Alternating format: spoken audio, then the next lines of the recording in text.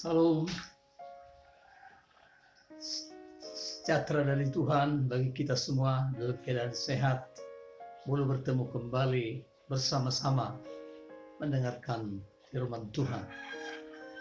Saudara yang dikasihi Tuhan, saya akan paparkan mengenai dua pintu yang sangat berlainan, mana kita harus memberikan pilihan, karena pintu ini menentukan jalan kita sampai ke akhirnya.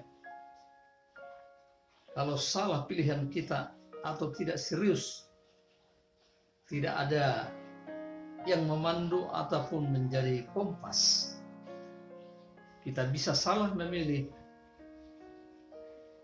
dan akibatnya sangat fatal. Mari saya bacakan buat kita dalam Matius pasal 7 ayat 13 dan 14. Mari dengarkan dengan baik. Masuklah melalui pintu yang sesak itu, karena lebarlah pintu dan luaslah jalan yang menuju kepada kebinasaan, dan banyak orang yang masuk melaluinya.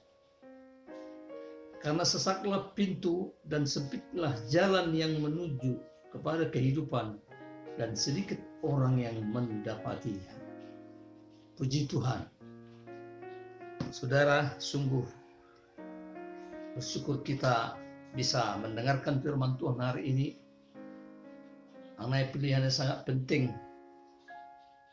karena itu akan menentukan langkah-langkah kita ke depan. Pintu yang pertama disebut pintu yang lebar, ya, menuju kebinasaan, dan banyak orang mendapatkannya atau berjalan di dalamnya. Pintu kedua, pintu yang sesak, menuju kehidupan, sedikit yang mendapatkannya. Nah, kalau berbicara dengan pintu, saudara-saudara, berarti kita melihat sesuatu di dalamnya seperti rumah.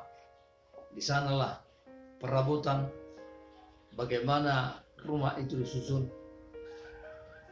Nah, diperlukan pintu untuk melihat apa yang terjadi di dalam. Demikian pintu ini, saudaraku, dua jenis pintu yang sangat bertolak belakang. Pintu yang lebar dan luas, banyak orang masuk dalamnya.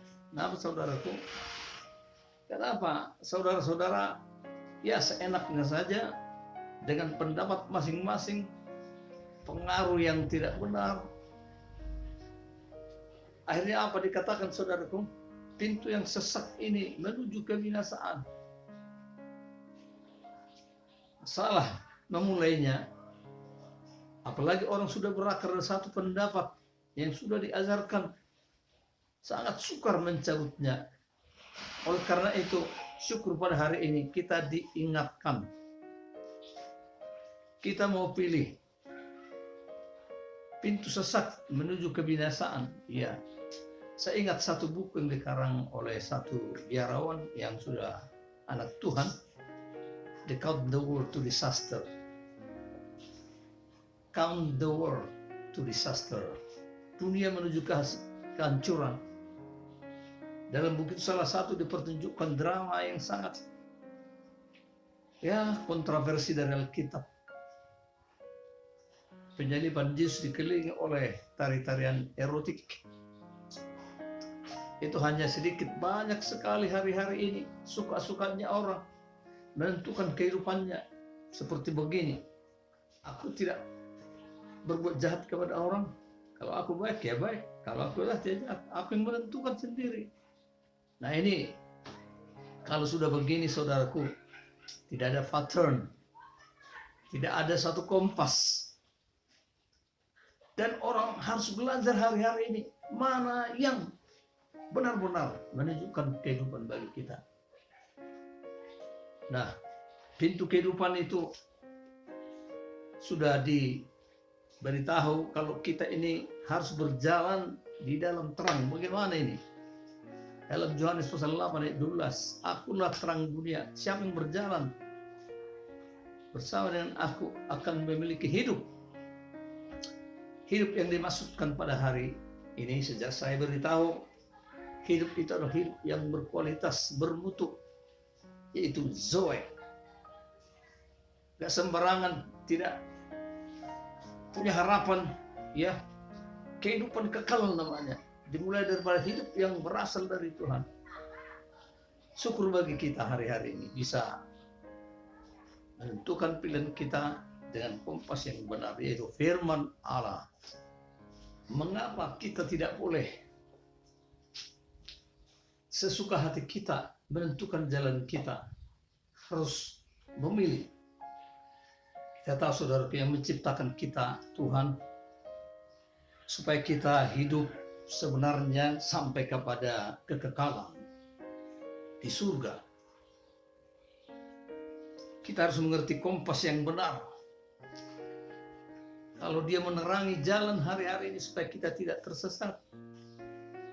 Ibaratnya orang berjalan tidak pakai kompas, baik dalam pelayaran di lautan yang bebas atau di hutan yang gelap. Kompasnya adalah kebenaran dari Tuhan. Jadi orang tidak boleh dengan tanggapan sendiri, kata orang ataupun cara-cara manusiawi. Terlebih kita manusia ini orang berdosa, artinya gelap, tidak ada yang baik, tidak ada yang mencari Tuhan. Masing-masing, kata firman Allah, menurut jalan-jalannya sendiri. Maka hari ini tidak boleh tidak kita dengan kesungguhan supaya dapat jalan yang benar, menyerahkan hidup kita kepada Tuhan. Nah, firman Tuhan Yesaya 55 ayat 8 dikatakan begini, saudara. Jalan rancanganmu bukan rancanganku, jalanku bukan jalanmu. Nah, berarti kalau Tuhan sudah berbicara begini, kita mau melihat jalan Tuhan supaya rancangan kita ke depan ini bisa mengikuti apa yang diinginkan oleh Tuhan. Nah, bagaimana permulaannya, saudaraku? Rick Warren bilang kita harus memulai dari Tuhan.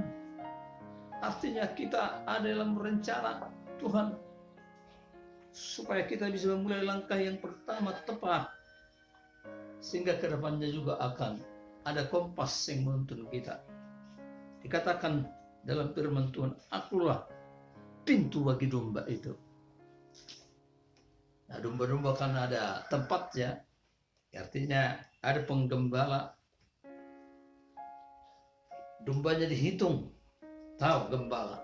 Tuhan juga tahu siapa domba-dombanya. Karena itu kalau kita percaya hari ini, Yesus adalah pintu yang berkata begini, akulah jalan keselamatan dan hidup. Nah, berarti no other way, tidak ada jalan yang lain lagi. Supaya kita mulai memasuki pintu yang benar. Sebab kalau orang tidak masuki pintu itu adalah pencuri. Sama dengan iblis, dikatakan itu tidak mau tertib, menipu, mencuri, merampok, sampai membunuh. Nah, kita hari ini umat Tuhan. Nah, apakah kita sudah mendapatkan pintu yang dimaksud? Ya, itu Yesus Kristus. Puji Tuhan. Haleluya.